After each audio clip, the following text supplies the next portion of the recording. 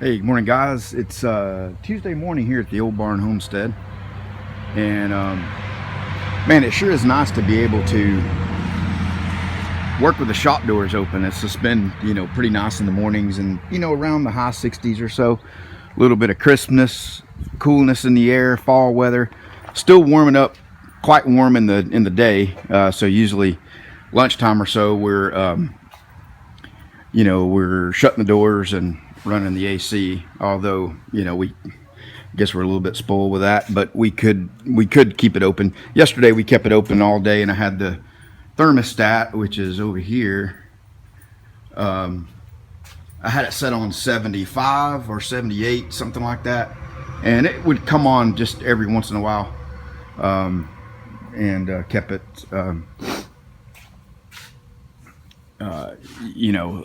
For the most part, kept it from coming on. So you saw the Metalwork Monday video we did on these cabinet door handles. I'll tell you what, man, these things have really been a challenge to build. Our fabricator here has struggled with these. He's built them for the most part. I've helped him with a few things on them, but it's been a good test. I think he's learned some things and about how to build a square box and keep things from warping. And so I bought some things to help. You saw those fixture stop guys that I made, and then I ordered these in from the people that make the welding table, and these are riser blocks that are laser cut out of some 1/4-inch plate. And basically these, I'll show you how these work real quick. All right, so you get the idea there. I've just got it held together. But these riser blocks that you slide a bolt into it and allow some adjustment for it, and then you got the holes in the front to put your clamps on, so that you can, when you have things that are being built up like a cabinet, you can clamp stuff to it. But even that in and of itself, you have to get a little creative, because everything doesn't have a square outer edge on it. So you got this lip hanging on the outer edge, right? So you'd want to clamp to right here, for example, but you got that edge sticking out there, so you have to work off of that with 1, 2, 3 blocks or some other square block. But we're gonna get there. And they make these are, I just bought, I don't know, 6 of these or whatever, and I think they were $19 a piece, which I think is not terribly expensive, especially when you compare it to the Build Pro strong hand stuff. They've got a lot of riser blocks and things that they sell, but they're quite expensive.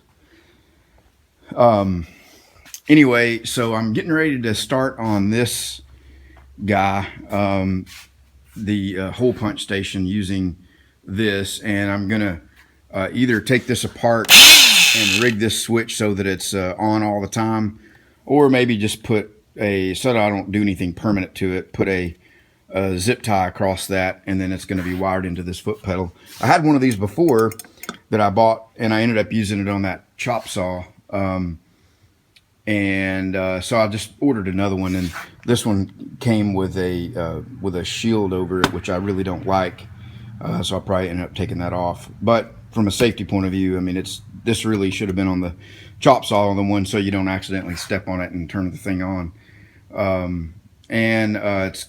Here's some of the stuff I got laid out for it. So the air compressors, the Quincy compressor, still waiting on the parts. I heard from them yesterday. So I'll show you this right here. I had a lady not too far come by and bring one of these stars, and this is kind of what led to the metal bender thing, and said, these are flower pot hangers. I'd be willing to pay you $25 a piece if you could make some of these. And I know some friends that want some, and so did a little experiment with these after I made the metal bender. rod bender or flat bar bender, whatever you want to bend with it. For the most part, it can bend it.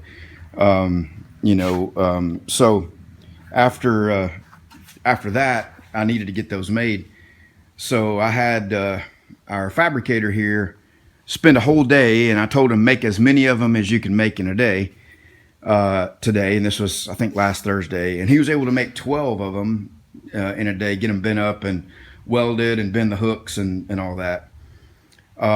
So when you factor in, I know what the cost of the metal is. I know what I had to pay him for the whole day. And I know what I can sell these for because they've all been sold except for these last group here. So 7 of them have been sold. One person that asked for them bought 4 of them. And then actually the fabricator sold a few on the local Facebook buy and sell thing. So it's just a little, revenue cost experiment to say, what kind of things, can be profitable. And that's definitely one that, am I going to get rich off of it? Absolutely not. But can we make a little money and do some fabricating? Yes.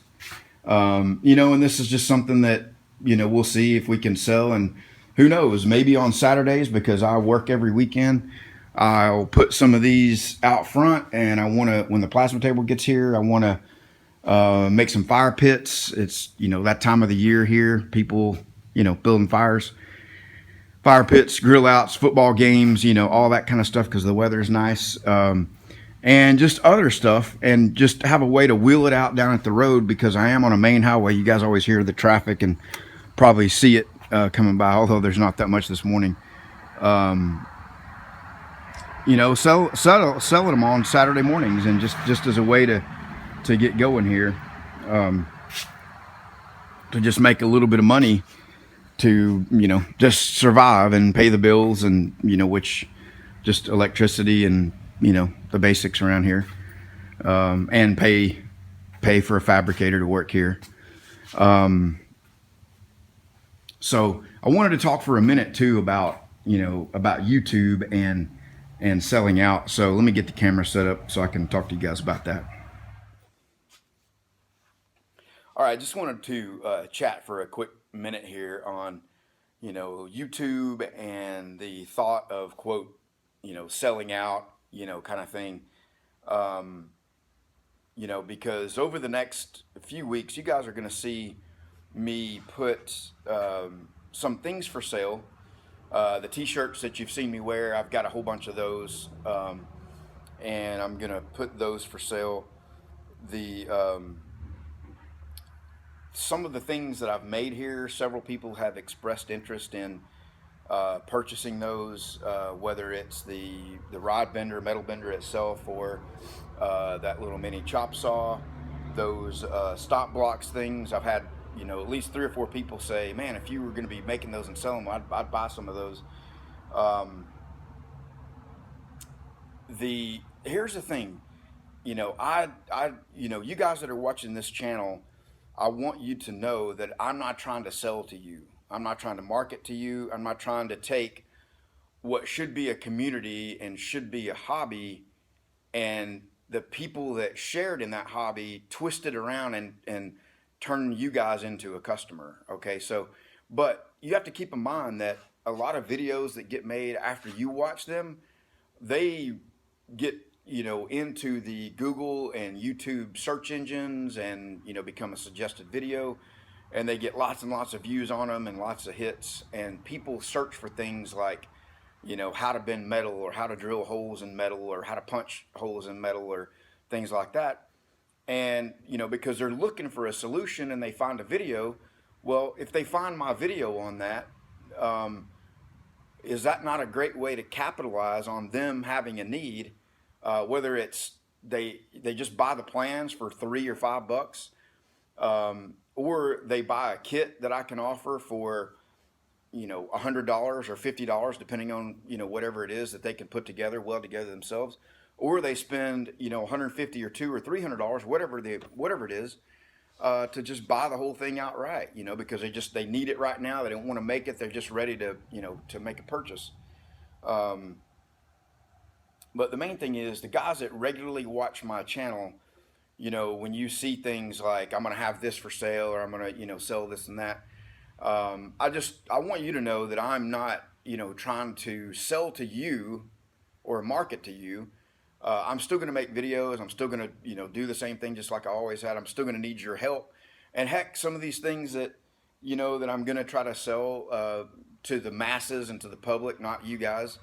I could use your help on it. You can help me design it. You can help me, evaluate it, test it. Maybe some of them I'll give away, which I've already given, some things away. I'm going to give more away, and get your feedback and refine it, make it better, continue to make the design better. I've had a couple of you guys reach out to me and offer suggestions on other things that I could make to sell. So, again, just the main point I want to make is that I am not selling out to you guys. I'm not, taking what is a community. You guys are friends, and all of a sudden now I'm trying to sell and market to my friend. Anybody ever have a relative contact you because they've gotten caught up in a pyramid scheme, and the first thing they think of who they can sell to is their family, and it's I've had it happen to me, at least a half a dozen times. Somebody in my family, cousins, whatever, some get rich pyramid scheme where they need to sell and get a multi-level marketing thing going, get a phone call immediately. Anyway, just wanted to talk about that a little bit with you guys.